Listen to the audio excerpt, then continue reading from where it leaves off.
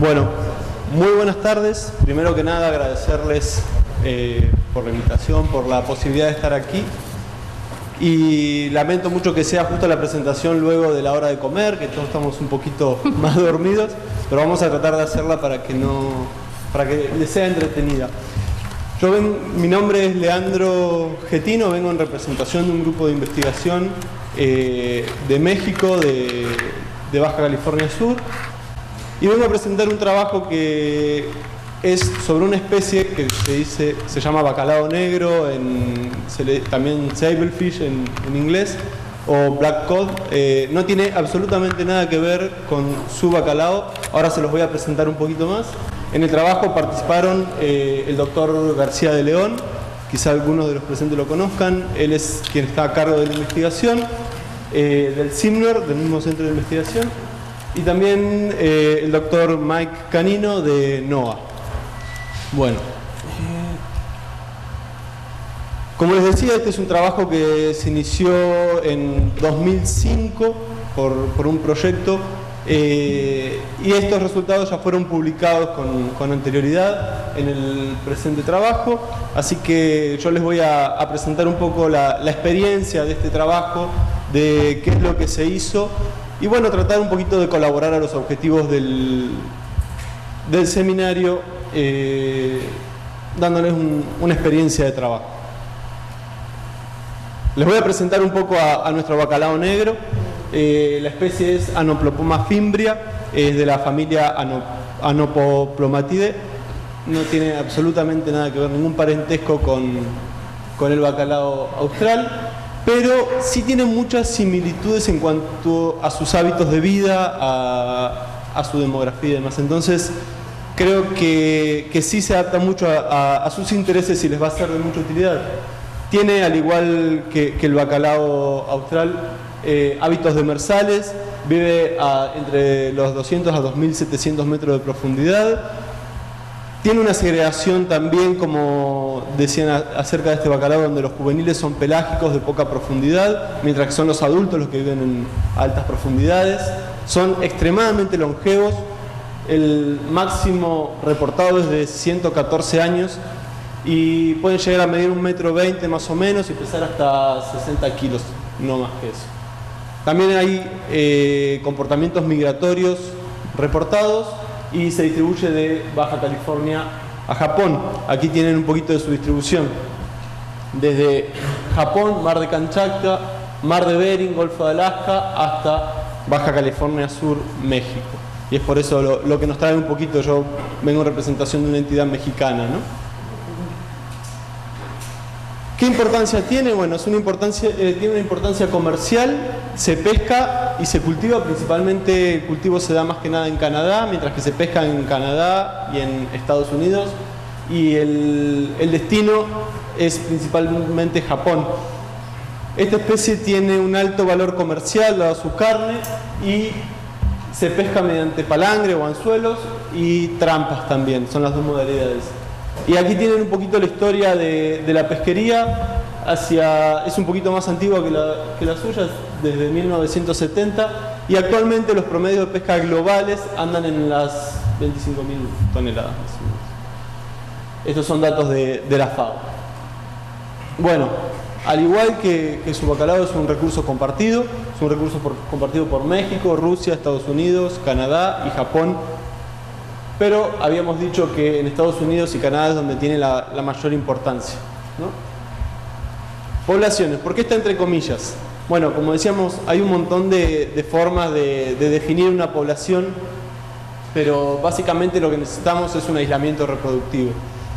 En el bacalao negro no se sabe absolutamente con mayor certeza, o por lo menos se están haciendo los últimos avances en ese sentido, pero han sido definidos dos stocks pesqueros, es decir, fueron definidos con fines de manejo y administrativos principalmente, en donde hay un stock norte que va desde Mar de Bering, Golfo de Alaska, hacia la Columbia Británica, y el otro que es el stock sur, que va desde la Columbia Británica hasta Baja California.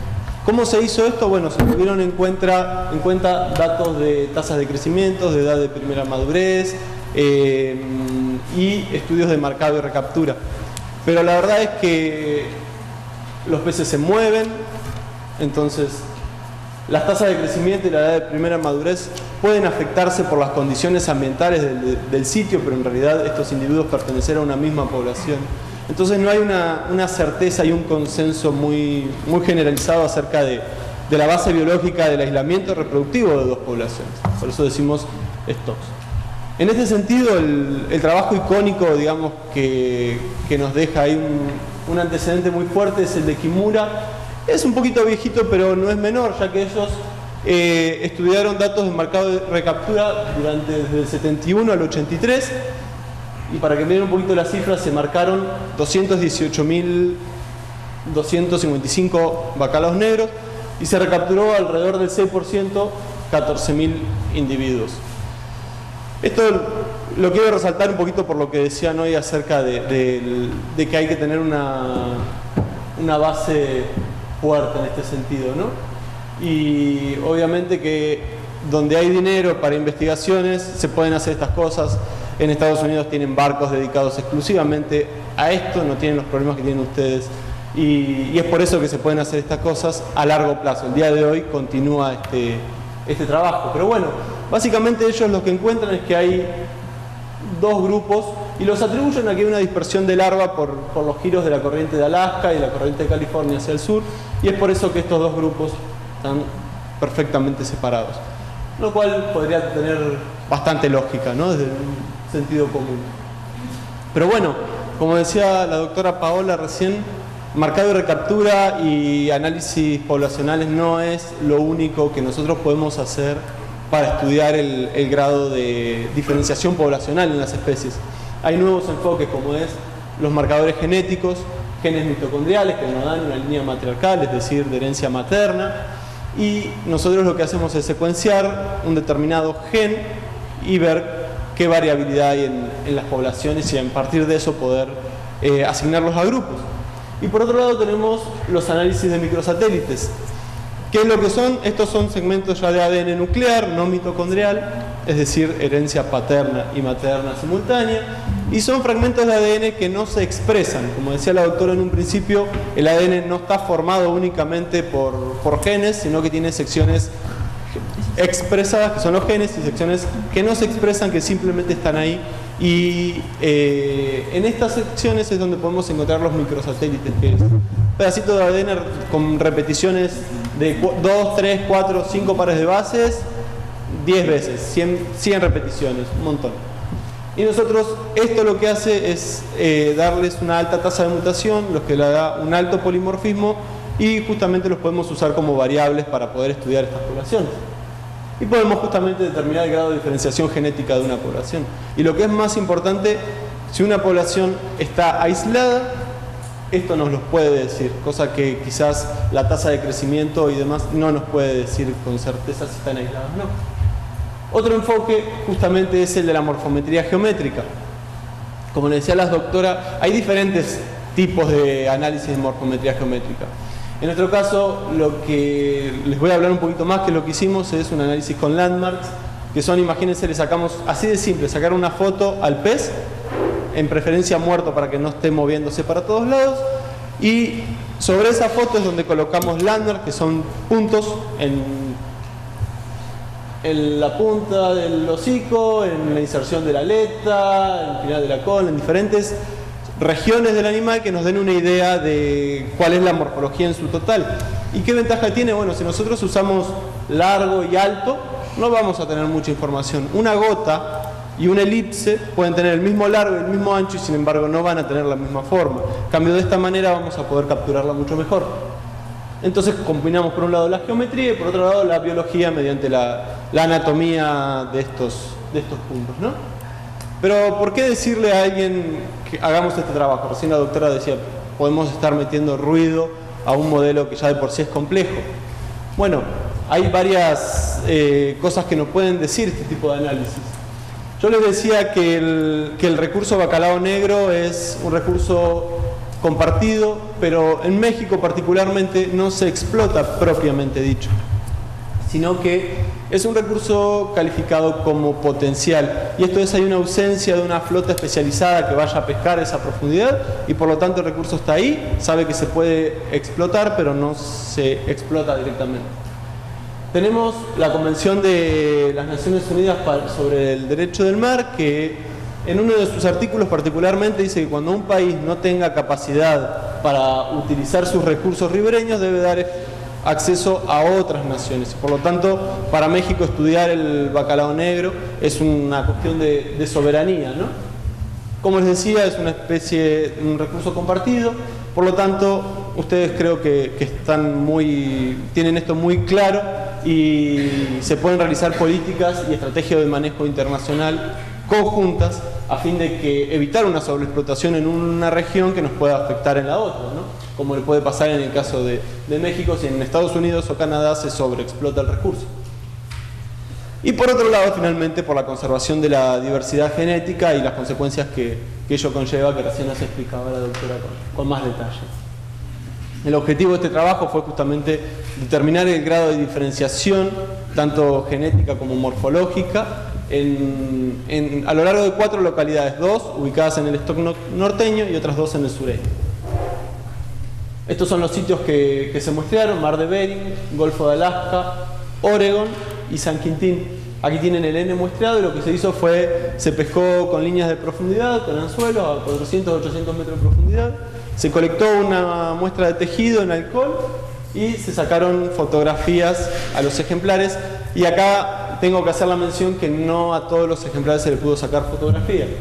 Si nos vamos un poquito a cuáles, en Mar de Bering y Golfo de Alaska solamente pudieron sacarse fotografías a 10 individuos en cada sitio. Imagínense que llevarse estos bacalaos desde Alaska hasta México está bastante complicado. Y Oregon y San Quintín sí se pudo elevar un poquito más el número. Yo les decía que estos resultados ya fueron publicados en un trabajo de Tripp Valdés. Lo que en esta parte de morfometría geométrica se rehizo ese análisis, porque había algunas cositas que estaban en dudas, y se empezó primero por redefinir los landmarks que se habían utilizado. En ese trabajo había un landmark puesto acá, que es muy informativo, pero como estos peces se pescan con anzuelo, muchos venían con toda esa región dañada y por lo tanto teníamos un N muy bajo, entonces nosotros pudimos elevar el número de individuos utilizados. Perdón. También se incluyeron algunos landmarks, semi-landmarks en realidad, sobre la curvatura de la cabeza para poder capturar mejor la morfología de esta región. Lo que nosotros primero encontramos en un análisis preliminar es un arqueo. Estas grillas que ustedes van a ver así, imagínense el pez puesto sobre una grilla que está derecha y doblan toda la grilla hacia abajo y eso le da la morfología de ese individuo. Nosotros lo que vimos que en general tenían esta morfología, hacia abajo o hacia arriba, es decir, tenían la cabeza curvada hacia arriba o hacia abajo. No era una diferencia entre norte y sur, era que cuando le sacamos la foto tenía la cabeza hacia arriba. Y eso no lo queremos en nuestro análisis. Por eso se hizo una corrección para eliminar este tipo de variación.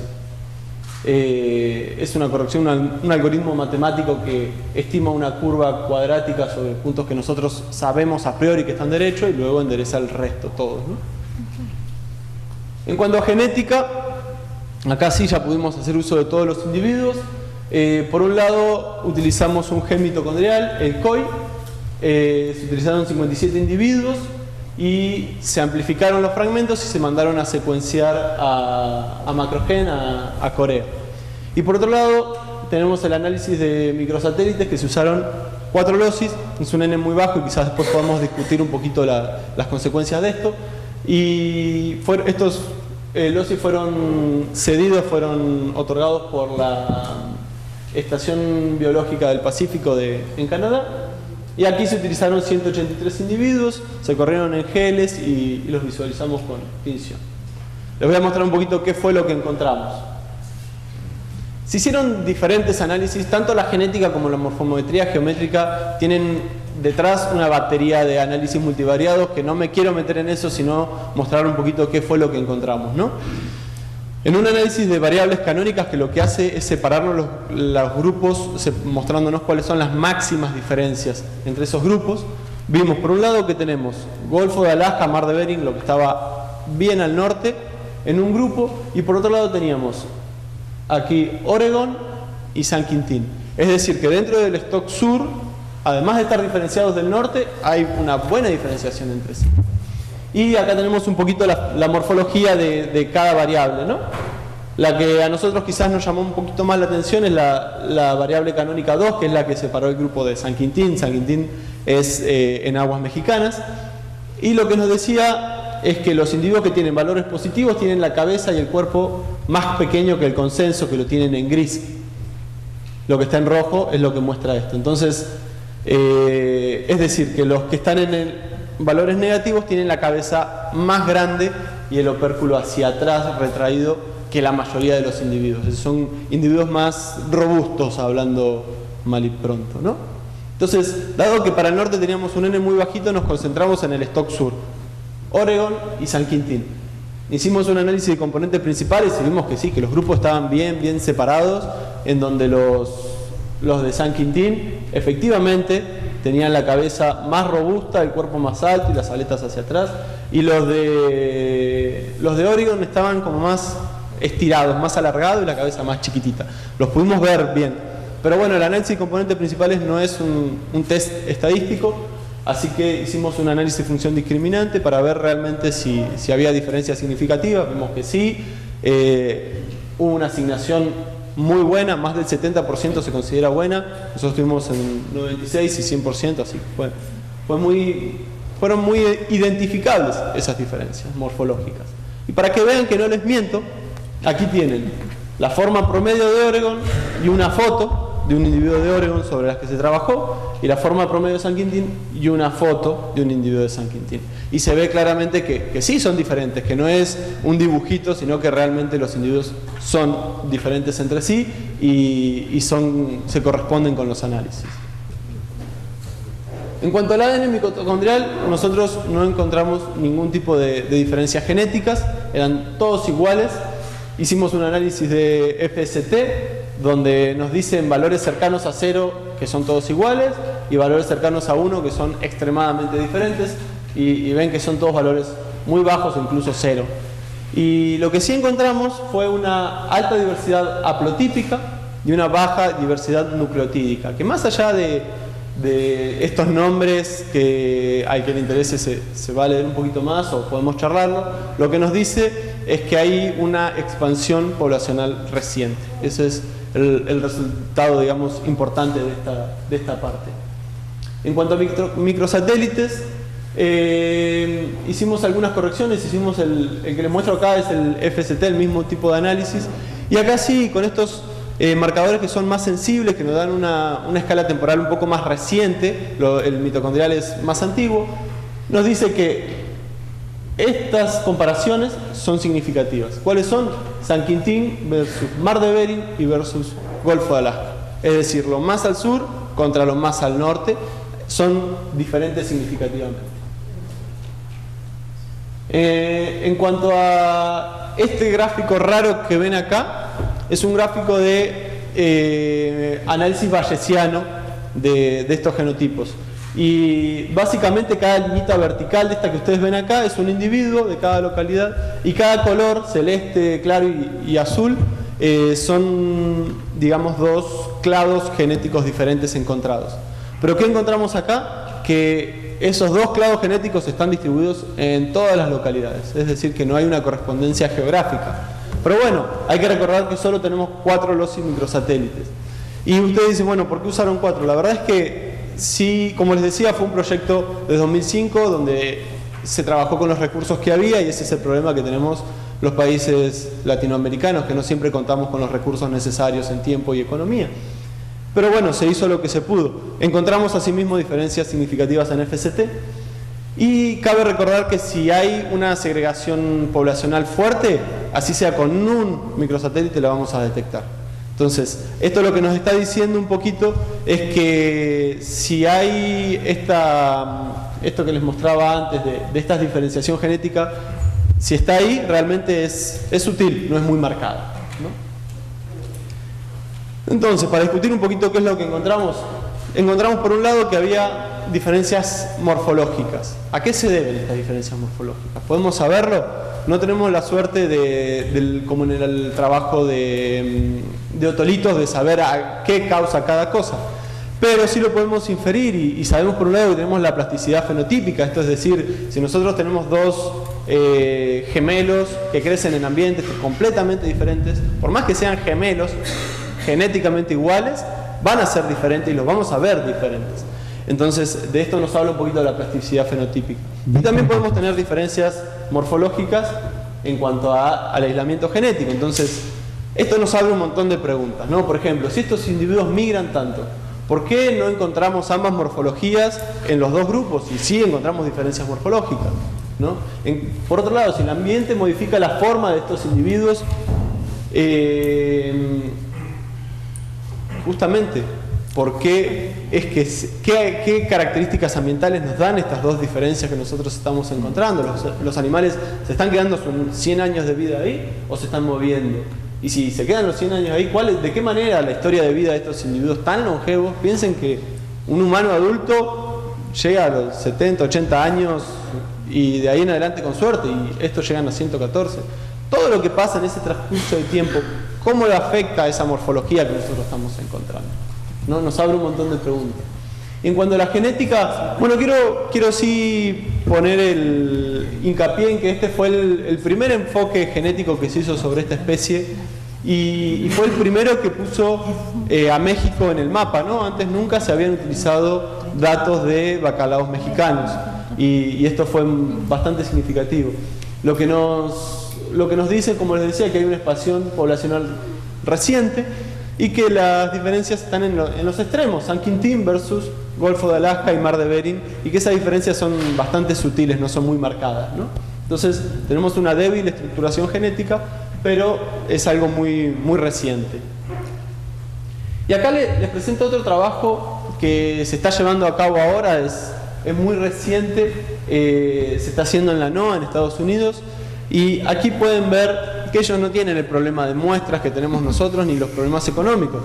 Cada puntito son muestras que tomaron, pero fíjense dónde están tomadas estas muestras. Ellos utilizando genómica, SNPs, como decía la doctora, que tienen mayor resolución y mayor muestras, encuentran que todo lo que analizaron es igual. Y nosotros podríamos casarnos con ese resultado. Incluso si decimos, bueno, el análisis con los 4 LOCI microsatélites, Oregon, Golfo de Alaska y Mar de Bering, nosotros encontramos que eran iguales y ellos también, por lo tanto es lógico. ¿Pero se estudió las aguas mexicanas? No. ¿Hubieran encontrado diferencias? Uno podría llegar a creer que sí. ¿Se estudió las aguas rusas? A los rusos allá quedaron relegados, ¿no? Sin embargo, podrían llegar a ver. Tanto en aguas rusas como en aguas mexicanas se han encontrado bacalaos negros en estado reproductivo, cosa que antes no se conocía, es algo bastante reciente. Entonces, si realmente se están reproduciendo acá, hay que estudiarlos, porque va a ser la única forma que nosotros podamos tener un panorama completo de lo que está pasando, ¿no?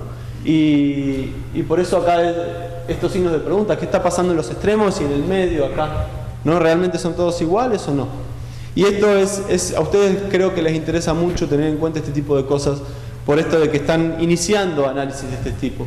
Y no quedarse con únicamente un análisis en las aguas mexicanas, hay que ver qué está pasando en todo. Por más que sepamos que en las Islas Georgias es un stock genético diferente, bueno, incluirlo en las muestras porque nos va a dar una idea de qué tan diferentes son quizás los bacalaos de Argentina de los de Chile con respecto al resto. Si no tenemos un punto de referencia, no tenemos una idea tan concreta, ¿no? Entonces, bueno, a modo de conclusión, tenemos un bajo número de muestras, pero que hay unas diferencias morfológicas muy marcadas, una estructuración genética a nivel de microsatélites débil, y el ADN mitocondrial nos dice que hay una expansión poblacional bastante reciente. Se pudo probar que esta diferenciación es sutil, y sí es importante mencionar que este es un proyecto en continuidad. Se inició con lo que se aprobó en 2005, después luego quedó ahí en un parate y recién ahora se volvió a aprobar un proyecto en donde se planea utilizar más sitios y muestras, incluyendo a Rusia, a México, a lo que hay en el medio, Hay colaboración tanto con Rusia, con Estados Unidos, Canadá. Se planea utilizar más de 15 micros, SNPs y el mitocondrión completo, que ya no es un gen mitocondrial, sino todo el ADN mitocondrial para las diferentes muestras. Y estos son análisis muy poderosos, ¿no?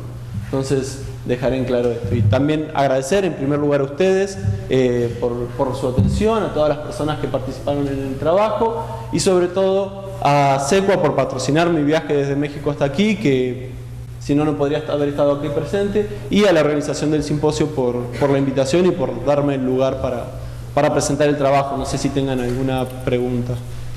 Tenemos 5 minutos para poder hacer el señor. Primero acá, después caballero atrás. Hola, yo estuve en el año 2010 haciendo una pesca de prospección en Baja California, desde Cabo San Lucas hasta la frontera con San Diego, con un buque rastrero que se llamaba Lila. Por eso fue el 2009 o 2010. El objetivo era la Productus y saber la existencia de Sablefish, que los norteamericanos decían que llegaba prácticamente hasta la frontera y que para el sur no había. Las capturas que hicimos fueron, te diría que prácticamente sin nada significativo. No sé, pescamos 15 pescados, una cosa así. Y en efecto, una de las cosas que nos llamó la atención, tanto de la Productus como del Sablefish, fue la diferencia morfológica que tenían los peces con respecto a la Productus que había en Oregón y con respecto al bacalao normal o bacalao negro que nosotros conocíamos. Pero nuestra investigación era con la Universidad Católica de Valparaíso, con la Universidad de La Paz. Y una de las cosas que concluyó la gente o los científicos era que el stock que existía en Baja California era como el brazo final de un área de stock, digamos, ¿no? Era como la punta final, y que esos individuos correspondían a individuos como enfermos, débiles, que no eran capaces de migrar y que permanecían en la zona. ¿Eso es posible que pueda ser así o estaban equivocados de aquella y del 2010 acá ha cambiado mucho la teoría? Porque nosotros de hecho nos retiramos después para hacer aquella investigación. Estuvimos 2 años peleando con el ministerio y al final nos tuvimos que marchar como el rabo entre las piernas. Sí, es la lástima esa cuando no se puede dar una continuidad. La verdad que lo lindo de las hipótesis, y eso es lo bonito de la ciencia, es que se pueden someter a pruebas, las podemos testear, podemos ir a ver qué pasa. Realmente no te podría llegar a decir, sí, son los más enfermos, pero intuitivamente pensaría que si es el límite de la distribución, es donde las condiciones son menos favorables para la especie. Por lo tanto, tendería a pensar que no son los individuos enfermos que migran, que están pudiendo llegar más lejos, sino es al revés, estos individuos vagabundos que quizás tienen características diferentes a los del norte, que son más fuertes y por eso son más robustos los que pueden migrarse al sur. Eso por un lado. Y por otro lado, creería que esto no es tan así, porque sí se han encontrado individuos en estado reproductivo que se están reproduciendo en las costas de Baja California. Hay una tesis que se hizo en Ensenada, en CICESE, si no me equivoco, en donde se desarrolló una técnica incluso con ecosonda, digamos, no con ecosonda, perdón. Bueno, sí, sería ecosonda, pero más del tipo como la que le hacen a una ecografía, para ver si estos individuos realmente están en estado reproductivo o no antes de matarlos, y así poder guardarlos para consumo y para cultivo y demás. Entonces, sí está demostrado que están reproduciéndose en aguas mexicanas, que hay individuos que se reproducen, que son morfológicamente diferentes, que podrían llegar a ser genéticamente distintos. Eso se va a determinar con este proyecto en continuidad, ¿no?